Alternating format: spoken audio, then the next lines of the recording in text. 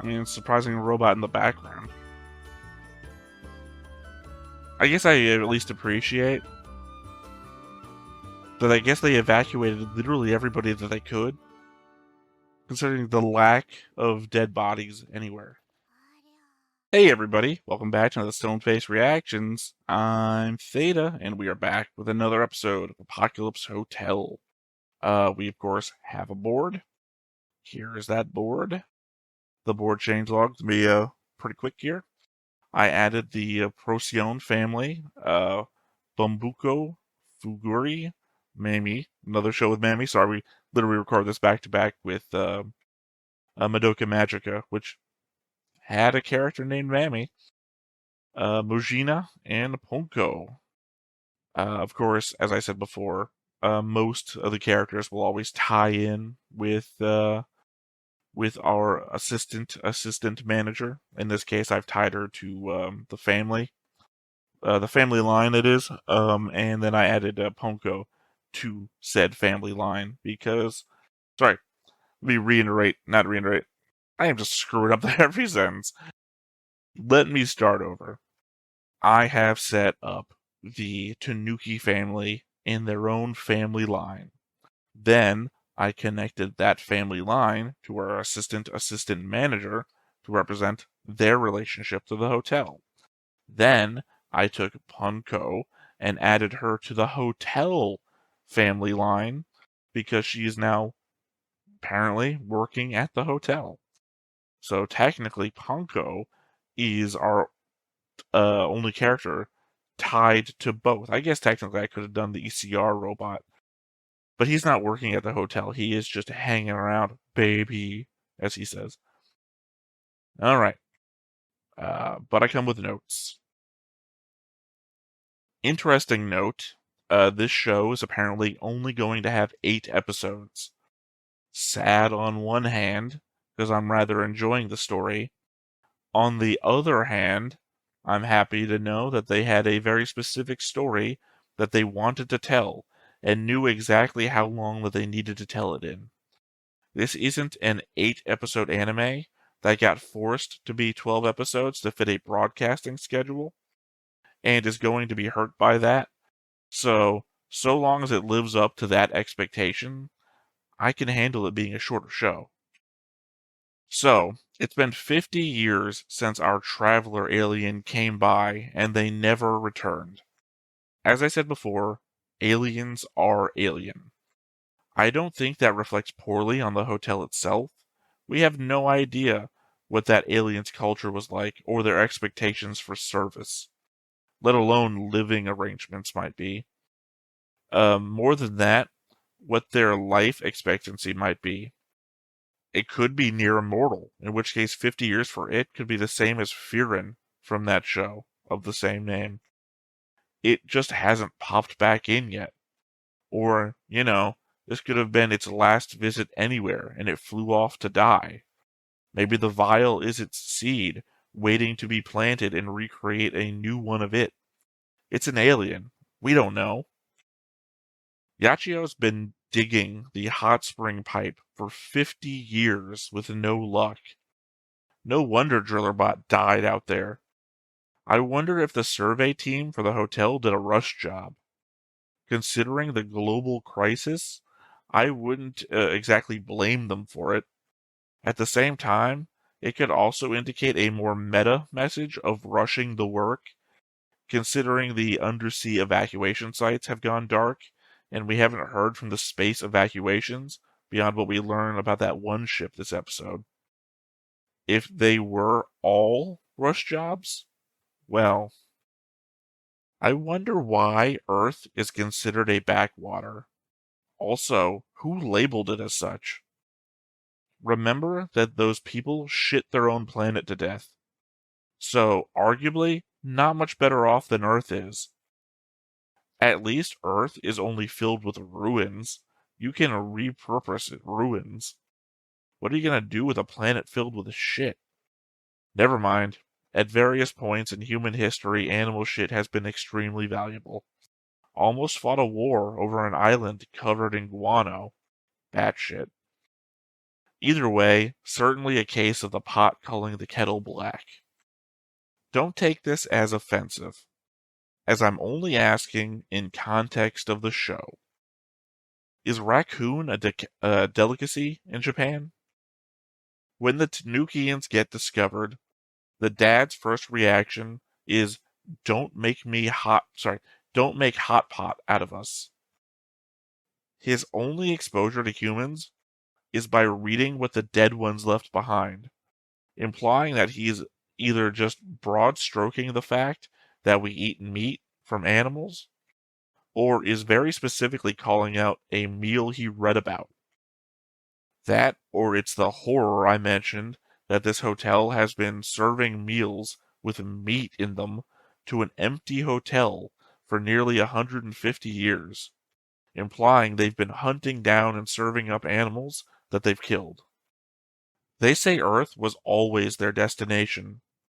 Did they encounter the dead human ship in orbit over Earth, or over another planet, and then they made their choice to come to Earth from there? It doesn't really make much difference, but it does paint two different scenarios. The first is that humanity got nowhere. If our dead ships are floating in orbit around the planet, then I guess Earth just never got able to support human life, and mankind slowly died off, unable to resupply itself. If it was over another planet, then it could imply that we tried to settle elsewhere and faced a similar problem of being unable to survive elsewhere.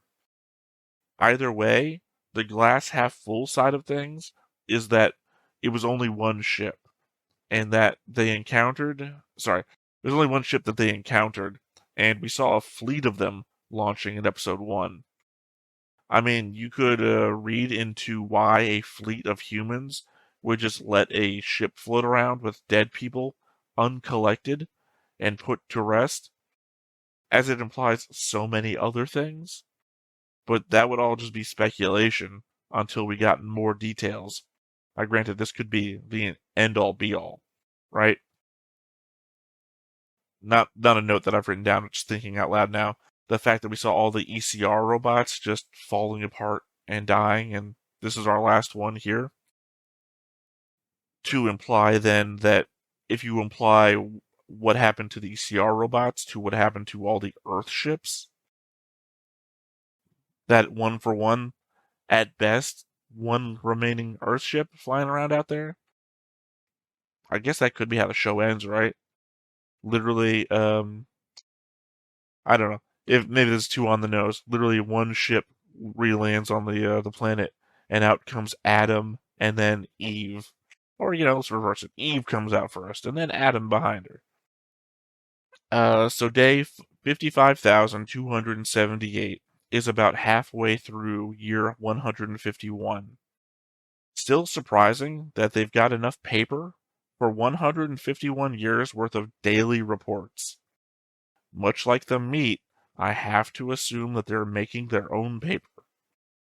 I suppose that if Yechio can domesticate the Tanukians, then even if humanity has died, human culture could live on in a new host. Especially if they take up the mantle of the staff.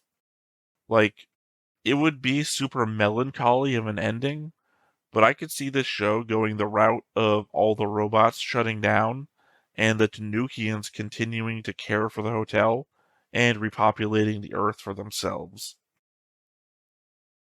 As opposed to my Adam and Eve joke a second ago. I'm somewhat confused by Yachio's statement about why humans left. We know from the reports that plant life released something into the air which killed humans. She seems to imply that it was a mutable virus, though, which by context seems like it is incorrect. At the same time, she said it only affected primates, which goes away to explain a lot. And the initial info from the first episode specifically showed monkeys being affected by it, so that fits. The explains a lot bit, is the confusion I had at the beginning that we saw sheep wearing gas masks versus the fact that we see sheep just living fine right now. so implying that they didn't need gas masks. Just humans doing weird human shit. It doesn't bode well for the Tanukians to be any better than humans. They quite literally turned their planet to shit, had to abandon it, and within days of landing on Earth are doing the same thing. It has to be so much metaphor. Hell, they are prepping for a turf war, the thing that ruined their planet, with no one else around. As they say, doing things just from habit and a place of uncaring. I really do hate the extra mission stuff. It seems pointless and detracts from the story being told. And this time it makes even less sense. Why would the hotel manager program in something to reward her for attacking a guest? Nothing in the entirety of the backstory or the current situation makes that make sense. You know, it'd be like if you had an existing reward policy in your retail store to reward the first person to steal money from the cash drawer. It's like, what? It makes no sense. I did feel bad for Ponko when she started crying, as she's been the most receptive of the Tanukians to want to take everything in and want to hang around with Yachio. From her perspective, I'd imagine it'd be like a friend suddenly blowing up on her out of nowhere. The only reason it's even a question as to why I wouldn't feel bad is due to the fact that they decided to abuse the hotel's hospitality. She was on board and doing what everyone else was doing, including abusing Flycatcher. That she comes back afterwards to want to make up for everything is what gives me hope for the future of the hotel and, by extension, Earth. Kind of cycles back to my note about domesticating the Tanukians. Seems to be possible. That said, though, those were my notes. And I guess let's go ahead and hop on in and see what the halfway point has in store for us. I mean, it could be. Could be. Well, I don't know. Literally, because it's not. Sorry. This isn't getting included because I already said the other thing. But I don't think it's a joke. Because it's not just the programmers, the engineers then also put fireworks in her head and a teapot in her mouth that she would never be able to use until she activated the programmer thing. So it would be different if it was just programming. Like if she punched him and then she saw the rewards text, but then somebody actively put a firework in her head. So also I have to imagine 150 years, the fireworks shouldn't go off anymore. Just so much at play that's on a entirely jokey level that I feel like detracts from the very emotional and serious story of, Apocalypse Hotel. But before we get started, make sure that you hit the like button, hit that subscribe button, comment down below to feed that algorithm. On top of all that, if you want to watch more shows like this, unfiltered, uncensored, and uncut, as well as some early access stuff, you can check it out over on the Patreon. It's just $5 a month, but hey, no pressure. There's zero pressure in order to do that. It's just a little bit of extra support, and it would be greatly appreciated.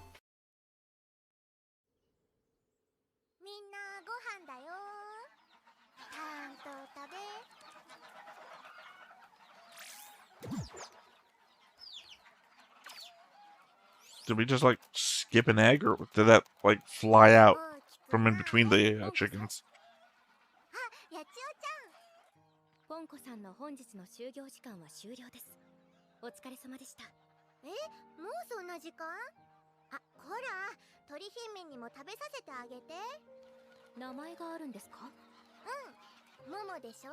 ハツにつくね、ボンジ。Different types of nuggets. この子が鳥姫。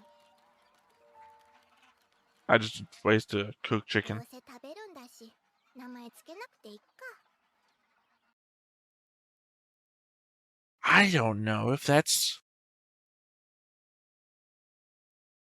Again, okay.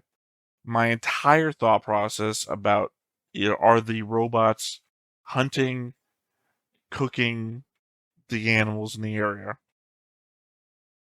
I mean, they already have that whole animals can't be in the hotel thing, which is weird because, if they were so concerned about a meat, well, never mind. They're handling it on the roof. I guess it does answer everything. They aren't hunting the animals. They are farming the animals. Huh.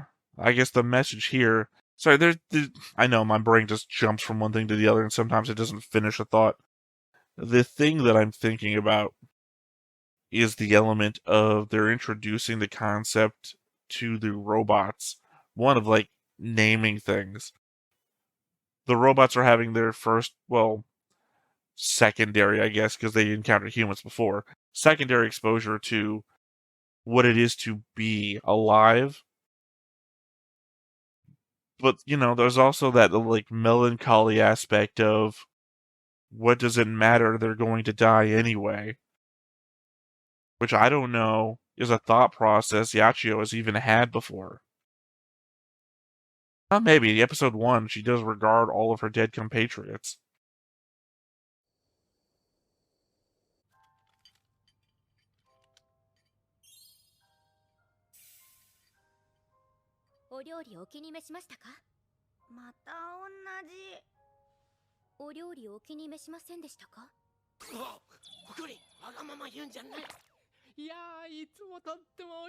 I mean, I think this is like the third or fourth time we've seen this meal.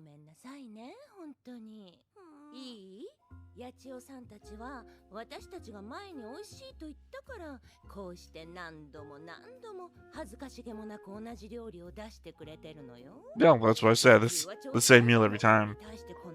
They've got to be limited in their meat selection, right, to whatever they have around.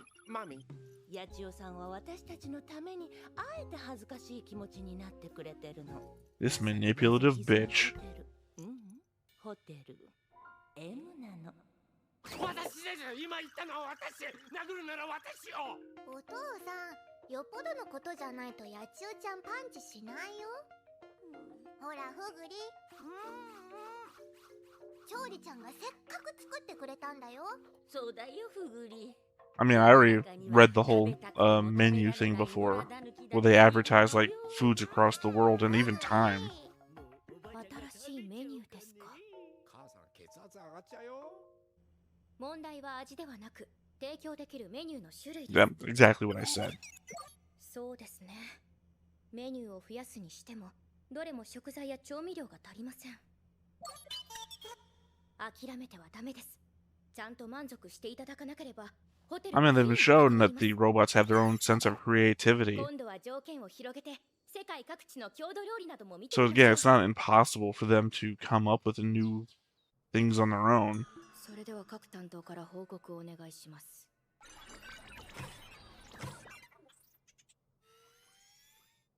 エーゼン担当ロボさんたちは特に問題なさそうですね。 There's legitimately no reason to draw her as tired. She is a robot, after all. そのことなのですが、本日はフロントをハエトリロボさんにお任せして、私はポンコさんと食材探しに行こうと And 思い by ます。 drawing her as tired, I don't mean she can have the expression of being tired. She's emotive. She's capable of that. Giving her bags under her eyes, I think, is unnecessary.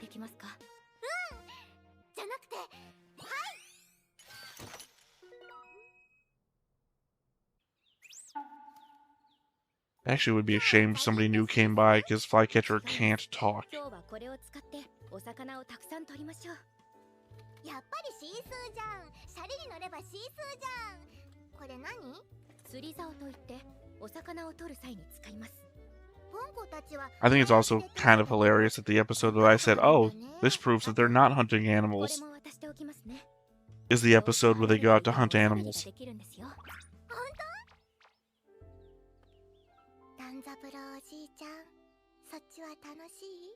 いつもポンコたちのこと見守ってくれてありがとう。そんなに遠くにはつながりません。そっか。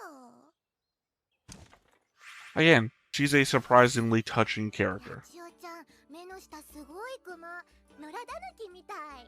昨日はいつもより充電時間が短かったので、ですが業務には差し支えありません。 I figured they were going to explain it that way. だったらポンコがおんぶするね。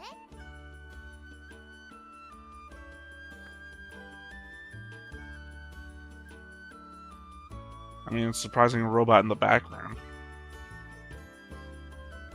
I guess I at least appreciate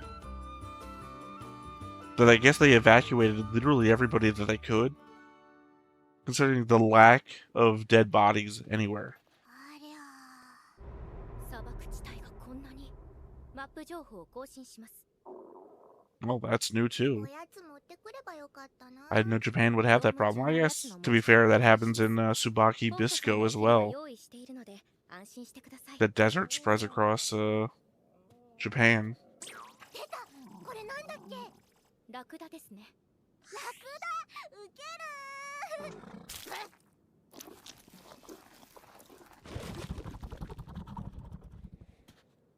ー。 That's what camels do. 怒ってましたね。だろうね。あ、ポンコたちが行くのってあの森？はい。 Is this gonna be one of those 食材が取れるかもしれません。 zoo things, or does like 確かに異常が出てるんだがな。 does Japan have a camel population?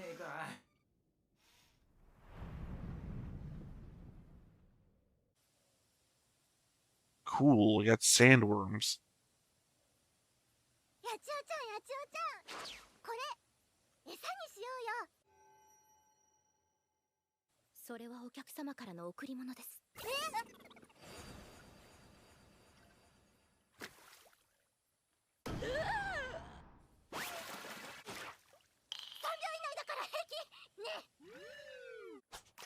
Oh. I thought we was actually going to do something there for a second. I mean, that's one of the things. We got to figure out what that thing does.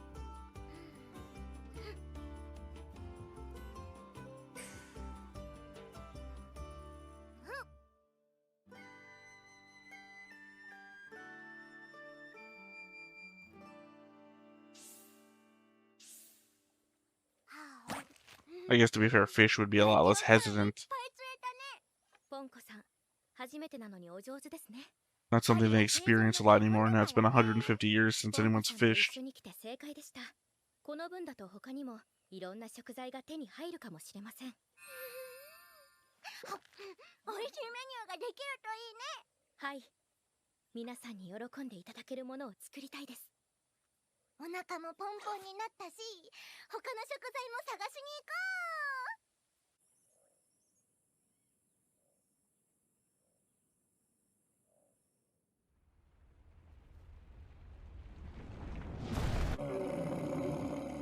They said sandworm. 何これ？ラクダのコブですね。出してあげようよ。はい。せーの。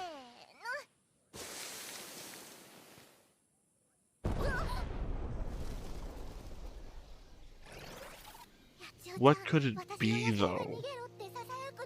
心配ありません。私はある程度の動物であれば対処できるように設計。 I mean, it's obviously going to be something that they're trying to imply evolved in 150 years. あ、ダゼちゃんだ。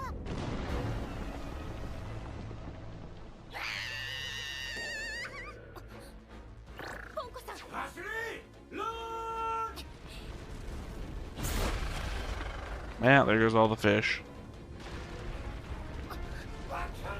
I mean, clearly they're going to defeat the sandworm and then use it as a new source of food.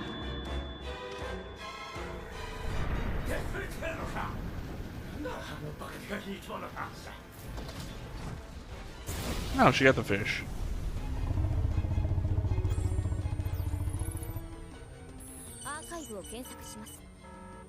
That is a Pokemon. And I'm pretty sure the Sarlacc pit was one of the things in those.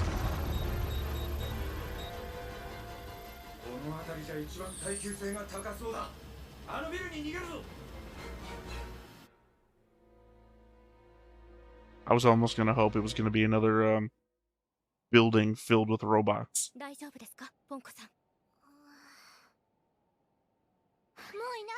巻いた？いいえ。まだ危険な状況には変わりありません。イグニッション！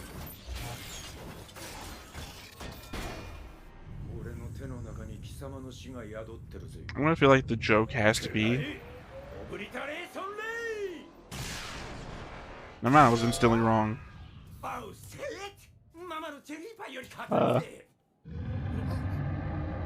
Clearly it was made by an American.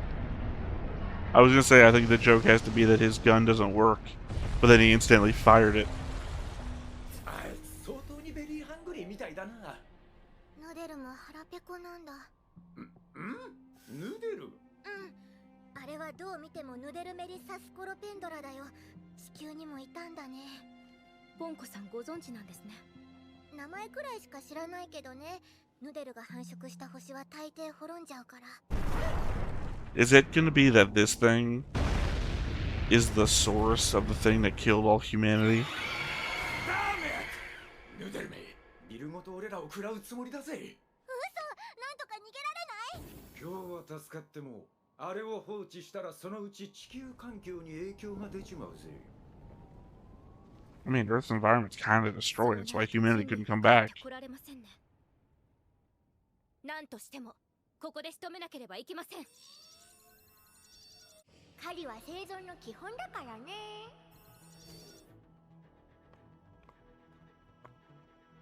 釣りましょう。はあ？あそこに釣り竿があります。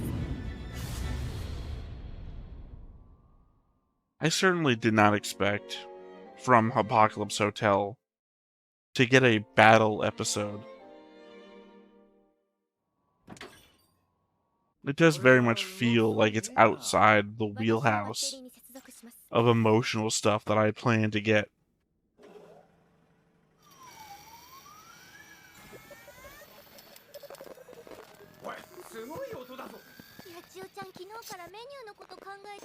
Yeah, she didn't charge last night. We covered that at the very beginning. 問題ありません。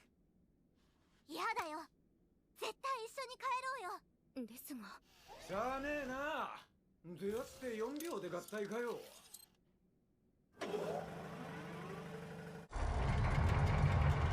Now it better be a case that ECR can recharge somewhere.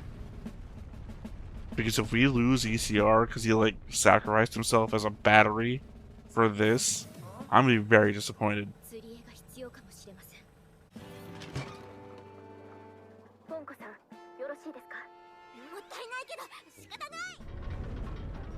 Also feels like you're partially using Ponko as bait. Never mind, she's back up.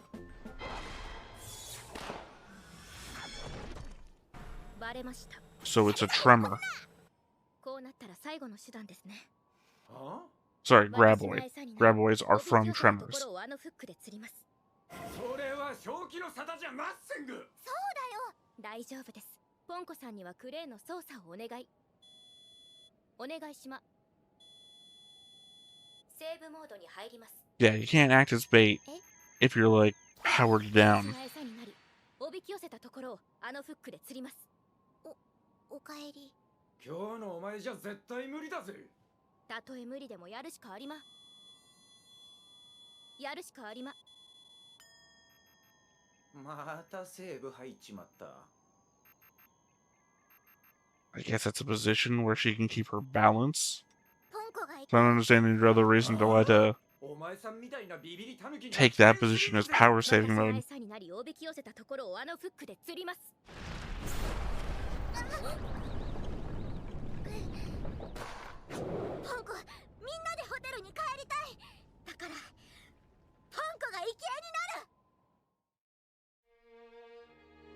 I mean, I don't think you can let her. I mean,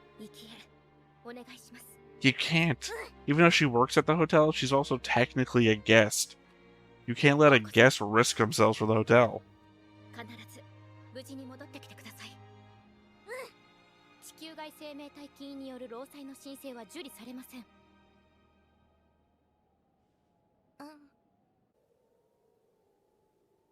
I guess it's the same joke played from a different direction. まず、ポンコさんは周回するヌデルを誘い出して釣り針の射程圏内に引き込んでもらいます。あとは私がクレーンで釣ります。シンプルな作戦ですが、オペレーションを確実に実行できる精神力と判断力が求められます。一つの誤差も許され I enjoy the 8-bit gameplay. いいですね。うん。それではカウントを始めます。5、4、3、2、1。レッツフィッシング。 It's a fishing.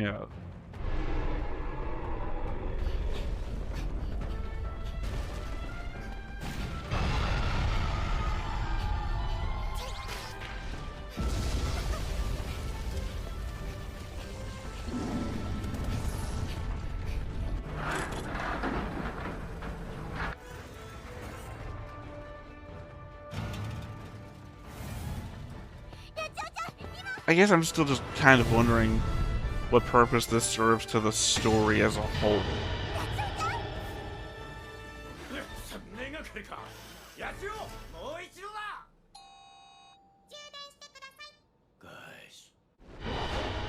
I mean, if it could plug in to the power center here, why couldn't ECR plug into her and recharge her?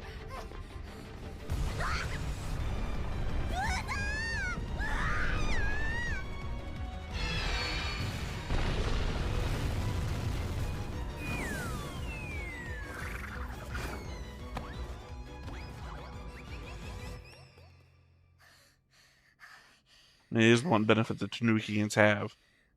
Then gets smaller and bigger. やっぱりおやつは必要だよ。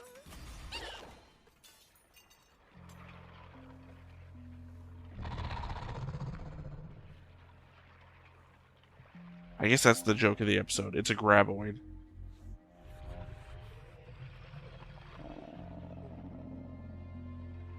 Although technically it's better than a graboid because graboids don't get that big.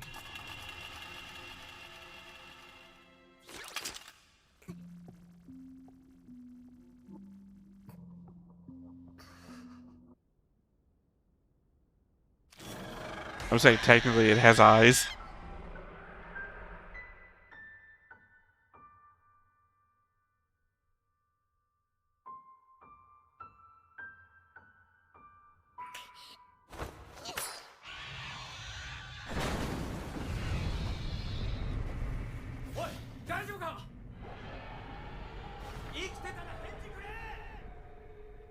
I really feel like if ECR Robot was gonna do anything, it'd be when its giant mouth was open facing it, it could shoot it down the throat.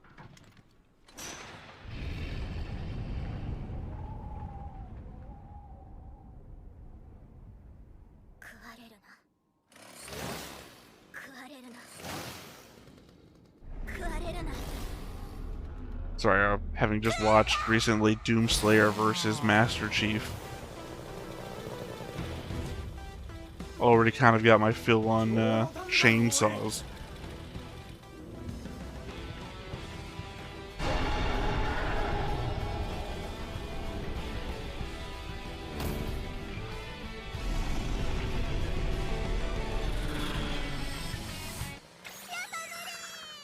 Okay, I thought she was gonna, like, chop it up from the middle or something.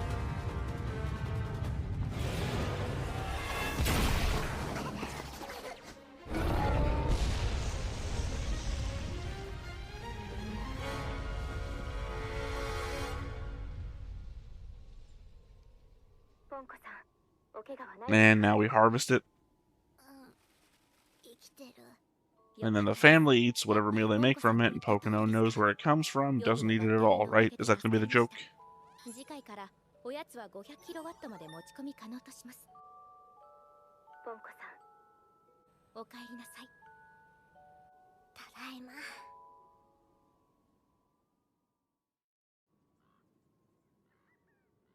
こいつどうするよ。焼却するにはでかすぎだぜ。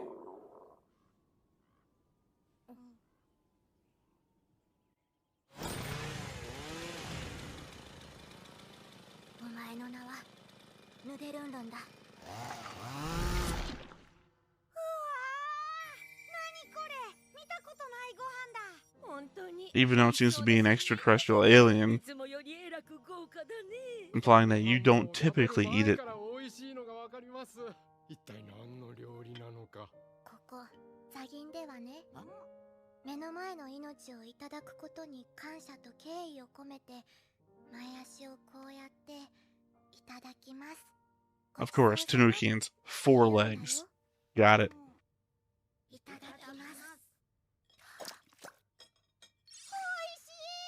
長生きはするもんだね。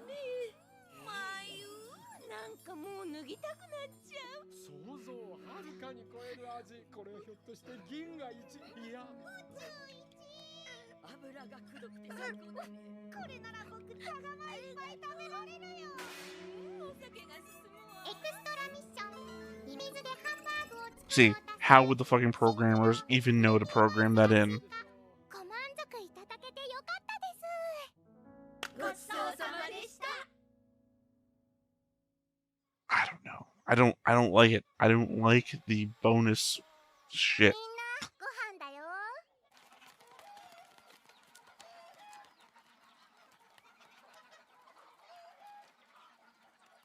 大きくなれ。 It's gotta be like a thing that she's gonna have a hard time killing unlucky fried chicken to obviously make him into something that's not fried chicken. I don't. This was a alright episode, but I'm hoping the future episodes don't go this route. Like, imagine if you're comparing episode 1 to this episode. The melancholy, the where are we going from here, the sadness of seeing your compatriots fall one after another over the course of 100 years. Compared to this episode's fine as a thing of its own. Sorry, sometimes we have it next time on, sometimes we don't. This episode's fine as a thing on its own. But when you put it into the greater context of telling a story about these robots and the fall of mankind, it's very weird. It's like, it's not exactly what I would say is off-putting, but it doesn't feel like the theme that we're building up. Like I was just saying, oh, this is going to be an 8-episode run. That means they knew the story that they wanted to tell and knew exactly how long it would take them to get there. I don't know, maybe they had a shorter story. Maybe they had a shorter story, and they actually did have to fill in a couple of episodes worth of stuff, because whatever studio would buy it said it needs to be at the minimum 8 episodes. And they're like, oh, well, we only have 6 episodes worth of content. Maybe that's the thing. I don't know. Because it also seems to go against the entire thing that they wrote for the restaurant. Like, I get the element that they are beholden to what they have available, and that's where my fear originally arose, the horror that you could pull from that. What would an uncaring, unknowing, robotic entity think about a thing if they're programmed to do a different thing? They might not care the horrors that they're inflicting on the natural city around them. That could be a story, right? Very specifically, I'm aware of the sci-fi story called City, where humans show up on an alien planet, and it turns out the entire backstory is that this city has been planning revenge for if humans ever came back, because I think biologically they killed off the native alien population that was there, but the city itself is run by like AI. So it captures the humans that arrive and have no idea about this place at all and kills them, essentially. No, actually, it doesn't kill them, actually. To my recollection, it remakes their bodies into, like, robotic forms, and then sends those robotic forms back to Earth to essentially inflict upon Earth what Earth inflicted upon this alien planet. So, I get the concept of misdirect to do something else, but again, this just felt like a for fun episode. Like, if we were gonna pull a beach episode, which clearly like, we couldn't do here. Correction, clearly we shouldn't do here. This would be the replacement or the stand-in for that, for this kind of show. Either way, I would rank this like literally the lowest of the episodes so far, but literally I'm talking about like 1 episode out of 4. Not horrible if we get back on track, and I'm hoping we do. So, I think that's all I have to say about this episode. So once again, I've been Theta. This has been Stoneface Reactions, and we will catch you next time. Bye-bye. Hey everybody, thanks for watching another Stoneface Reactions. If you have an idea of another video we could go ahead and watch, go ahead and put it in the comments down below and we'll add it to the wheel. Be sure to like, comment, and subscribe, and let us know what you thought about this video and what parts you liked. And until then, we'll see you next time. Is this too goofy?